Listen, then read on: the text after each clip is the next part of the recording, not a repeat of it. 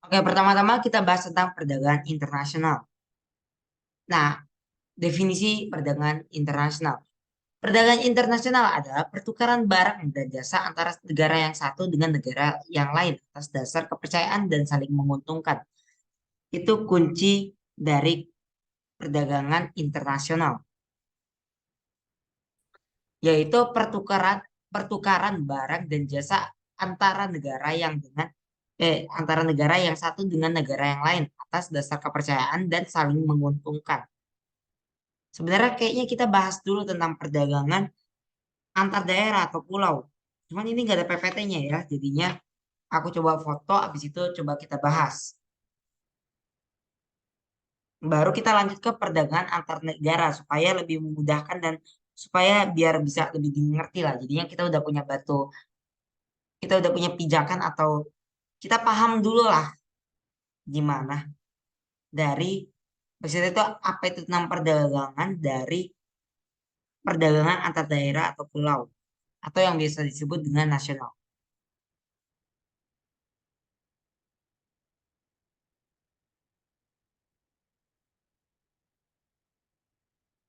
Oke, pertama-tama kita bahas tentang perdagangan antar daerah atau pulau, atau bisa biasa disebut dengan perdagangan nasional. Pengertian, perdagangan antara daerah atau antar pulau adalah perdagangan yang dilakukan oleh penduduk atau lembaga perdagangan yang dilakukan oleh, maaf, maaf. Perdagangan antar daerah atau antar pulau adalah perdagangan yang dilakukan oleh penduduk atau lembaga suatu daerah atau pulau lain dalam satu batas wilayah negara berdasarkan kesepakatan bersama. Jadinya, pokoknya yang antar pulau atau antar daerah, pokoknya yang masih dalam satu daerah lah, yang dilakukan oleh penduduk atau lembaga satu daerah atau pulau lain dengan wilayah yang lain dalam satu batas wilayah atau dalam satu negara. Tujuannya yaitu yang pertama memperoleh keuntungan karena itu merupakan hal dasar atau hal yang pasti terjadi dalam perdagangan. Tujuannya yaitu untuk memperoleh keuntungan seperti perdagangan luar negeri atau perdagangan internasional juga tujuannya yaitu saling menguntungkan. Jadinya dengan atas dasar kepercayaan dan saling menguntungkan maka akan terjadilah perdagangan internasional. Pokoknya kalau mau perdagangan itu yang penting untung gitu. Untung dari memakai jasa atau barangnya ataupun juga untung dari duitnya. Jadi untung itu bukan cuman kita dapat duit, kita balik modal itu namanya untung. Bukan hanya sekedar itu. Tapi untung itu juga bisa kayak mama nih. Aku pakai buku tulis ini buat nulis. Aku untung nih karena aku bisa menggunakan buku ini dengan baik. Maksudnya aku nulis gak umpamanya bukunya nggak gampang robek, sobek atau apa. Jadinya lebih inilah. Jadinya keuntungan-keuntungan manfaat atau hal-hal yang sepele dari buku ini seperti aku bisa menulis itu juga termasuk keuntungan.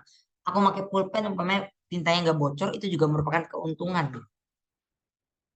Jadi itu tujuan dari perdagangan yaitu memperoleh keuntungan. Di sini juga di perdagangan antar daerah atau pulau atau nasional itu juga tujuannya yaitu yang pertama untuk memperoleh keuntungan.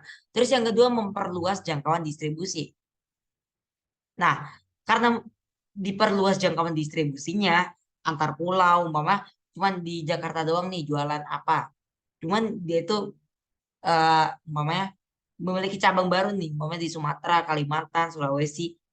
Nah, otomatis karena memiliki banyak cabang di macam-macam pulau, jadinya otomatis akan menciptakan lapangan baru yang bisa menciptakan peluang kerja juga. Itu tujuan dari perdagangan antar daerah atau pulau atau nasional. Tujuannya cuma dua nih, memperoleh keuntungan dan memperluas jangkauan distribusi. Terus manfaat dari memperluas jangkauan distribusi yaitu menciptakan peluang kerja itu. Terus faktor pendorong yaitu yang pertama perbedaan faktor produksi yang dimiliki. Terus yang kedua perbedaan tingkat harga antar daerah. Nah, di sini juga dijelaskan tentang perbedaan faktor produksi yang dimiliki. Kan setiap daerah pasti memiliki sumber daya alam atau sumber daya manusia yang berbeda-beda. Nah, karena memiliki perbedaan itu juga tujuan berdagangnya itu untuk memenuhi kebutuhan masing-masing agar sejahtera, itu lebih tepatnya impor ya. Tujuan impor, cuman kan impor itu termasuk berdagang ya. Yaitu untuk memenuhi kebutuhan masyarakat agar masyarakat sejahtera, maka umpamanya di suatu daerah kurang bawang, terus daerah ini punya lebih bawang, maksudnya lebih banyak bawang atau bahan pokok lainnya. Terus daerah satu, daerah A mau beli nih ke daerah B. Nah, itu kan otomatis untuk yang daerah B dapat keuntungan, mereka sama-sama dapat keuntungan. Terus faktor pendorong daerah A membeli barang dari dari wilayah B, yaitu karena faktor produksi yang dimiliki berbeda. Daerah A kekurangan barang yang kalau di daerah B itu banyak atau mungkin cukup lah. Terus yang kedua, perbedaan tingkat harga antar daerah. Ingat hukum eh konsumsi lagi. Aku lupa pokoknya. Yang pokoknya kalau mamanya semakin sedikit barangnya, semakin sedikit barangnya, maka akan semakin mahal. Aku lupa nama hukumnya apa. Ini materi kelas 7 nih. Produksi kalau nggak salah, hukum produksi. Kalau konsumsi, aku lupa sih. Pokoknya semakin sedikit barangnya, maka akan semakin mahal. Dan sebaliknya. Itu faktor pendorong terjadinya perdagangan. Terus yang ketiga, manfaat perdagangan antar daerah. Yang pertama, menyediakan alternatif alat pemuas kebutuhan bagi konsumen. Maksudnya variasinya nggak cuma satu. Kayak momennya dulu itu di kelas 7, kayak momen kalau momen ada kopi, biasa ada teh. Yaitu supaya menggantikan atau memberikan inilah,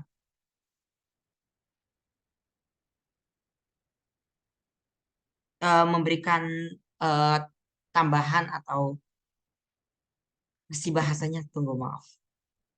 Pokoknya alternatif lah. Terus yang kedua, memperluas kesempatan kerja, meningkatkan produktivitas. Karena memperluas kesempatan kerja atau lapangan kerja, maka otomatis masyarakat di situ akan ini nih, meningkat produktivitasnya. Nah, itu manfaat perdagangan antar daerah. Karena tadi itu memperluas jangkauan distribusi, otomatis membuat peluang kerja. Nah, dari peluang kerja itu otomatis juga akan memperluas kesempatan kerja, yang akhirnya dari memperluas kesempatan kerja ini maka akan bisa meningkatkan produktivitas masyarakat di daerah di situ. Terus perdagangan antar negara atau internasional, kita baru masuk ke PPT. Nah, perdagangan internasional atau perdagangan antar negara. Definisi. Perdagangan internasional yaitu pertukaran barang dan jasa antara negara yang satu dengan negara yang lain atas dasar kepercayaan dan saling menguntungkan, saling menguntungkan. Jadi aku pengen garis bawahi saling menguntungkan karena ini memang tujuan dari perdagangan yang didasari oleh hukum kapitalisme. Wah, kalau belajar PPKN ini seru banget nih ngebahas hukum kapitalisme. Kalau aku sendiri jujur lebih condong ke kapitalis.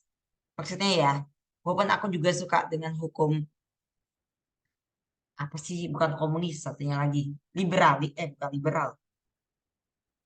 Lupa aku. Cuman aku juga lebih suka kalau memang dalam berdagang, pasti berdagang lebih suka dalam Sosialisme. memainkan hukum kapitalisme. Ya, kenapa? Nah, itu sosialisme ya, yang satu Ya, lagi. sosialisme. Sosialisme itu kebalikan kapitalisme dalam ekonomi. Cuman kita nggak jangan bahas itu dulu ya. Terus tadi kita udah bahas tentang perdagangan internasional itu definisinya apa. Kita lanjut ke ekspor. Definisi ekspor. Ekspor adalah menjual barang atau jasa dari dalam negeri ke luar negeri. Orang atau badan yang melakukan ekspor disebut eksportir. Sedangkan impor, kegiatan membeli barang atau jasa dari luar negeri ke dalam negeri. Orang atau badan yang melakukan kegiatan impor disebut importir. Nah, kenapa bisa terjadi impor dan ekspor? Nah, kalau mau impor itu jelas karena pastinya ada kekurangan. Seperti faktor pendorong sebelumnya, mungkin aja ada perbedaan sumber daya alam, perbedaan teknologi, perbedaan harga, dan perbedaan selera. Pokoknya untuk memenuhi kebutuhan masyarakat di suatu negara agar masyarakat itu sejahtera, itu tujuan impor. Sedangkan kalau mau ekspor yaitu untuk mendapatkan defisit. Devisa, maaf, bukan devisa. Bukan defisit, tapi devisa. Devisa itu mata uang pokoknya untuk berdagang luar negeri. Cuman di TTS yang Bu Sijo kasih itu jawabannya dolar. Cuman ya emang dolar itu kan kalau mama kita mau mamanya mau ada yang kemarin ditawarin ke Aussie atau ke Jepang itu pakai dolar ya. Aku kan ada teka-teki silang itu dolar jawabannya. Iya, dolar itu jawabannya, bukan devisa. Tapi kalau mamanya nanti ada dua jawab, umpamanya dolar gak ada tapi devisa ada, itu jawabannya devisa. Mata uang untuk inilah belanja luar negeri atau untuk aku lupa namanya apa. Alat pembayaran luar negeri itu disebut devisa. Jadi itu kita udah tahu tentang perdagangan internasional. Pokoknya pertukaran barang dan jasa antara negara yang satu dengan negara yang lain atas dasar kepercayaan dan saling menguntungkan. Terus ekspor itu menjual barang jasa dari dalam negeri ke luar negeri. Orang yang melakukan ekspor yaitu eksportir. Kalau impor kebalikannya, membeli barang atau jasa dari luar negeri ke dalam negeri. Orang atau badan yang melakukan yaitu importir. Nah, faktor pendorong. Yang pertama perbedaan sumber daya alam. Nah, ini juga faktor pendorong terjadinya ekspor impor yaitu perbedaan sumber daya alam. Seperti yang aku jelasin tadi yang pas tentang antar wilayah atau antar eh, atau perdagangan nasional seperti di wilayah A dan B. Umpamanya wilayah A kekurangan bahan pokok ini, terus di wilayah B cukup atau lebih. Maka wilayah B akan menjualnya ke wilayah A yang mereka berdua saling menguntungkan. Di perdagangan internasional pun juga tujuannya itu untuk atas dasar kepercayaan dan saling menguntungkan. Daerah A terpenuhi, umpamanya negara A terpenuhi, negara B dapat untungnya, sama-sama diuntungkan. Satu sejahtera, satu untung dalam devisa. Terus yang kedua perbedaan teknologi, yang ketiga perbedaan harga. Ini juga tadi itu yang tentang ini apa meh? Tentang materi kelas 7. Pokoknya yang semakin sedikit barangnya, maka semakin mahal barang itu atau terjadilah kelangkaan. Kelangkaan, kelangkaan suatu barang yang menyebabkan harga itu naik. Nah, cara memainkan harga yaitu ditimbun. Maka dari itu kalau harga minyak naik itu karena ditimbun. Terus yang kedua faktor selain ditimbun yaitu minyak minyak apa namanya minyak sawit itu banyak diekspor dengan harga yang murah. Dan nanti di luar negeri atau di negara lain maka akan diolah. Karena kan Indonesia ini kan karena kekurangan teknologi, maka dari itu mereka itu banyak menjual barang-barang mentah atau barang primer. Yang kalau momen di negara-negara maju atau negara industri, maka mereka akan mengubahnya menjadi barang-barang sekunder bahkan primer. Maaf, tersier. Dan harganya pun pasti jauh dari harga barang primer itu. Itulah masih kelemahan Indonesia. Maksudnya walaupun Indonesia kaya akan sumber daya alam tapi tapi jauh dengan negara-negara yang minim sumber daya alamnya. Kayak umpamanya negara penjajah kita Belanda. Belanda walaupun dia itu sedikit sumber daya alamnya atau minim tetapi mereka itu inilah apa namanya karena orang-orang Eropa itu karena minim sumber daya alamnya mungkin karena musim dingin dan sebagainya maka dari itu mereka lebih lebih mencari akal bagaimana mengatasi itu dengan cara belajar. Karena belajar mereka dapat teknologi, karena mereka mendapatkan teknologi, mereka bisa menguasai industri, bahkan negara kalau zaman kolonial. Terus perbedaan selera. Ini juga faktor pendorong. Ini sama halnya dengan penjelasan kupas perdagangan antar daerah atau wilayah atau perdagangan nasional. Nah, terus faktor pembeda. Faktor pembeda yang perdagangan dalam negeri sama perdagangan internasional. Yang pertama kita bahas tentang transportasinya. Kalau perdagangan dalam negeri dia itu lebih murah, kalau perdagangan internasional lebih mahal. Distribusinya kalau dalam negeri itu lebih mudah, sedangkan perdagangan internasional lebih sulit. Pajak tidak ada pajak ekspor impor karena dalam negeri kan ya itu kan nggak ada pajaknya ya. Mereka di dalam negeri itu cuman jual beli tanpa dikenakan biaya ekspor atau impor atau bahkan biaya cukai. Kalau biaya cukai masih untuk cukainya kalau nggak salah. Kan biaya itu kan apa ya? Aku lupa arti biaya itu. Kalau cukai itu kan ngasih harga ke barang-barang yang dibatasi. Contohnya kayak umpamanya rokok, alkohol, dan lain-lain. Terus pajak kalau mamanya ini nggak ada, sedangkan kalau internasional dikenakan pajak ekspor impor. Transaksi perdagangan dalam negeri lebih mudah, kalau perdagangan internasional lebih sulit. Mungkin karena pakai alat pembayaran ataupun hal-hal lain seperti transportasi, distribusi, dan lain-lain. Terus bahasa kalau perdagangan dalam negeri pakai bahasa Indonesia atau daerah, mungkin bisa, atau bahkan bisa sebenarnya.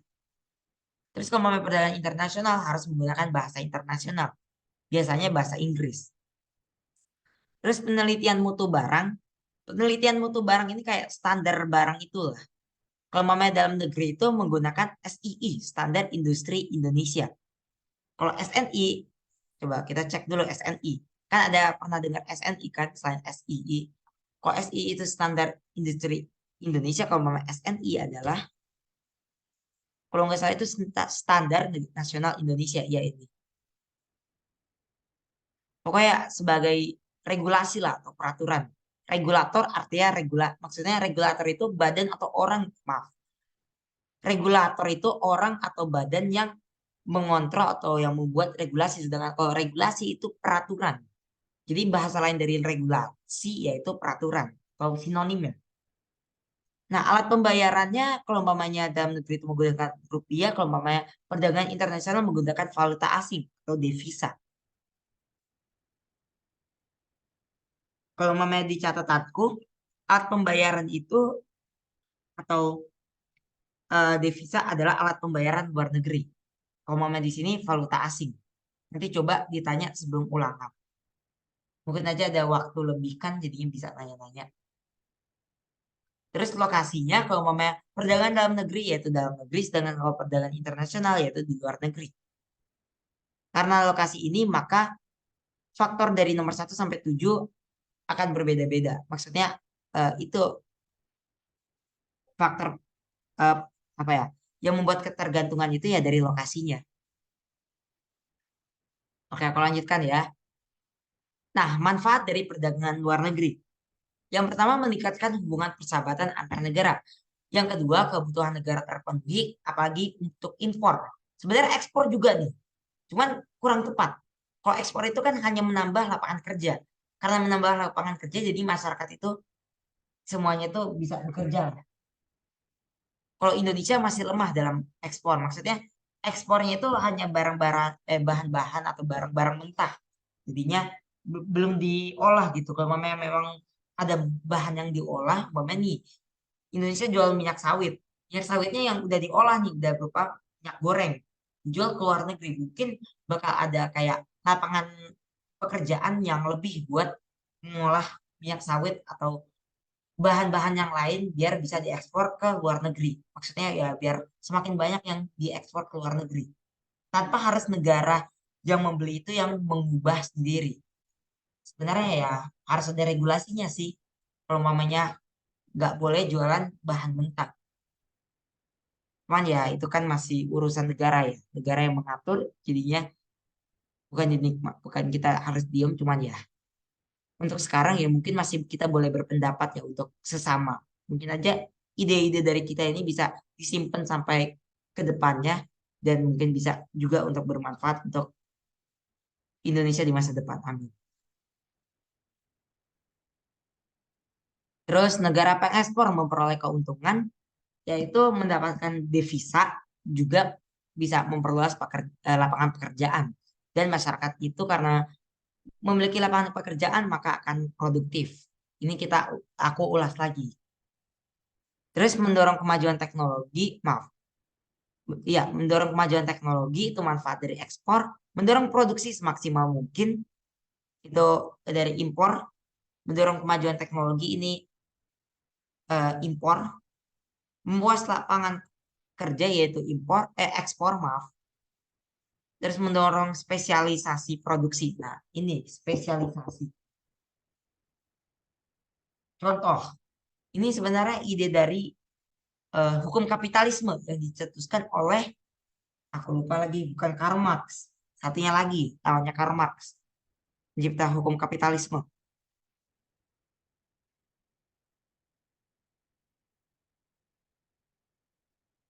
Tunggu, aku lupa lagi. Pokoknya dari hukum kapitalisme itu akan ada satu nih yang disebut hukum spesialisasi. Nah, dari hukum spesialisasi ini negara itu harus apa ya kayak dia itu harus bisa condong ke dalam satu produksi atau dalam satu produk. Biasa negara-negara di Asia Tenggara ini spesialisasinya itu di bahan primer atau di sumber daya alam, agraris, ataupun agrikultur dan maritim, kelautan, dan lain-lain itu. Terus memperluas pasar. Itu manfaat dari perdagangan luar negeri. Nah, hambatan. Yang pertama perbedaan mata uang. Kalau mamanya Indonesia itu ini ya pakai rupiah. Kalau mamanya mau beli ke luar negeri, biasa devisa. Devisa itu uang yang didapat dari luar negeri. Valuta asing itu mata uang asing. Aku baru ingat. Mata uang mata uang negara lain bisa juga disebut valuta asing. Kalau devisa itu uang, maksudnya kayak kumpulan uang buat, jadi kan uang itu dapat nih, umpamanya disisihin buat negara itu sendiri ataupun juga untuk devisa. Jadi uang umpamanya gimana ya nyebutnya? Aku agak bingung sih. Pokoknya ya, valuta asing itu mata uangnya, yaitu dolar. Perbedaan mata uang. Coba ya aku bahas dulu perbedaan mata uang. Contoh nih, rupiah. Rupiah beda sama kurs dolar. Satu dolar sama dengan 12. Cuman kalau nggak salah sekarang itu udah 15 sampai 14 ribu. Bahkan yen aja satu yen itu aku lihat dari Dekel kemarin itu satu yen itu udah nyentuh 12 ribu kalau nggak salah. 14 ribu. Pokoknya udah naik lah. Itu perbedaan mata uang, itu hambatan juga. Apalagi kalau mamanya seperti negara kita yang kursnya rendah, apalagi berhadapan dengan negara-negara yang kursnya tinggi seperti Amerika atau negara-negara maju yang lain, maka satu dolar itu kita bisa 15 ribu atau bahkan bisa kurang atau lebih. Jadi kita harus membayar lebih gitu. Kalau mamanya di sana 15 satu dolar itu cuma dapat minum, kalau mamanya di Indonesia 15 ribu itu bisa dapat nasi sama lauknya. Terus hambatannya kualitas sumber daya yang rendah. Itu kalau mamanya kita terus impor, maka kualitas sumber daya yang itu bisa rendah gitu. Sumber daya manusia bisa menjadi rendah. Terus adanya perang dan krisis ekonomi, adanya organisasi regional. Contohnya organisasi regional yaitu ASEAN. Kalau mamanya aku sekalian ulas lagi ya. Kalau bilateral itu hubungan antara satu negara dengan negara yang lain, sedangkan kalau mamanya aku lupa lagi satunya lagi. Lah bilateral bukan Multilateral. ya kenapa? Yang multilateral. Yang negara kayak regional tapi bisa dari mana aja. Iya, makasih. Itu. Terus hambatan yang lain yaitu pembayaran sulit dan resiko besar dan kebijakan impor suatu negara. Ini Bu Sijo Wibu atau gimana sih? Kok bisa nemu kayak gini? Enggak sih. Iya kan? Itu nemu Enggak dari lah. mana? Animated lagi. Enggak Gerak tahu. tebak. Nah, habis itu kita lanjut tentang kebijakan impor pemerintah. Oh ya, sebelumnya di sini aku mau bahas tentang beberapa istilah. Contohnya kayak retribusi, pajak, pungli, dan lain-lain. Coba kita bahas dari pajak.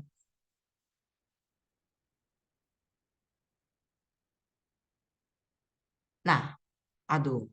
Nah, pajak adalah kontribusi wajib negara yang terutang oleh pribadi atau badan yang bersifat memaksa berdasarkan undang-undang. Jadi ada peraturannya yang sifatnya memaksa untuk kebutuhan negara atau untuk ini apa namanya kontribusi dengan tidak mendapatkan imbalan secara langsung dan digunakan untuk keperluan negara. Terus kita lanjut dengan pungli. Apa itu pungli?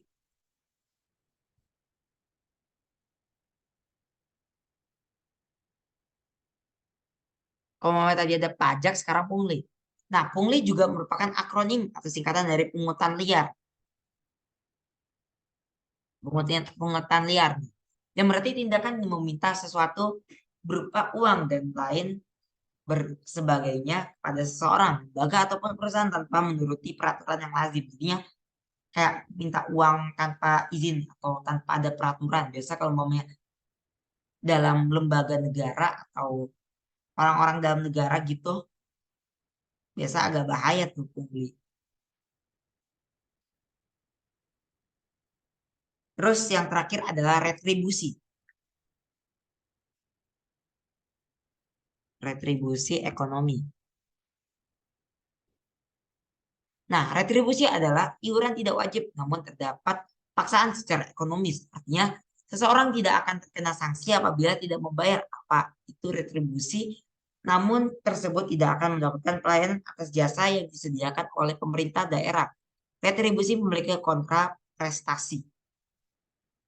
Jadi kalau memang menurutku izin jasa tertentu yang khusus diberikan pemerintah atau badan.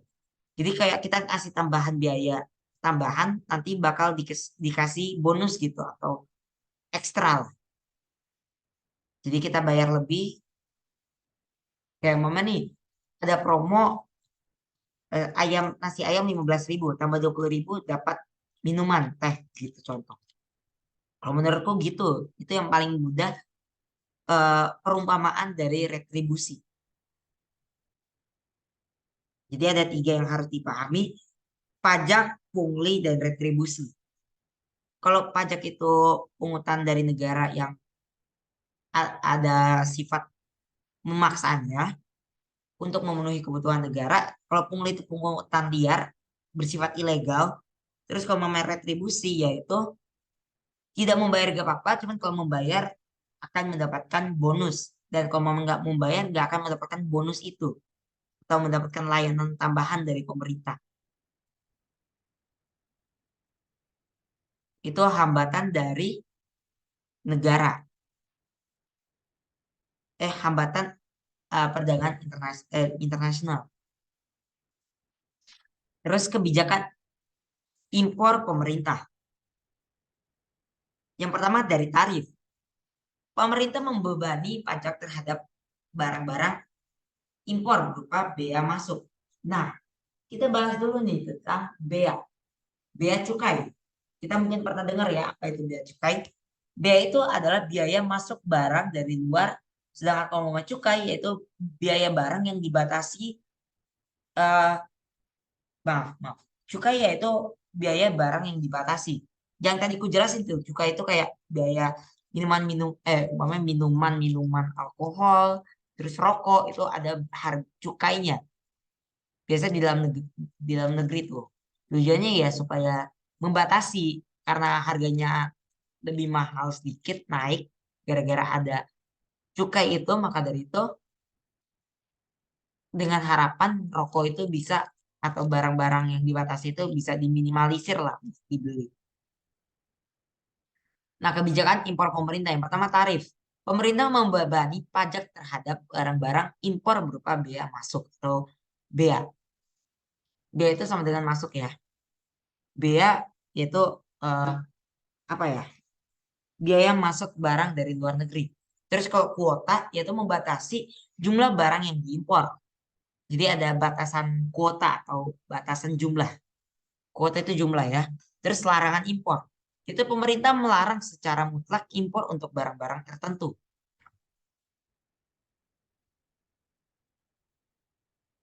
Jadinya larangan impor itu juga untuk kebijakan impor pemerintah untuk membatasi. Kalau memang kebijakan ekspor pemerintah yaitu yang pertama yang jelas yaitu eh, pemerintah meminimalisir atau mengurangi pajak barang ke luar negeri. Maksudnya barang ekspor dikurangi pajaknya. Tetap bayar tapi tidak semahal impor barang. Itu merupakan kebijakan salah satu kebijakan impor dari pemerintah. Nah, kita bahas tentang pengendalian devisa. Pengendalian devisa. Pengendalian impor dikenakan pada pembayaran impor di mana semua transaksi impor harus mendapatkan izin dari bank sentral. Bank sentral itu Bank Indonesia. Kalau namanya ini ya.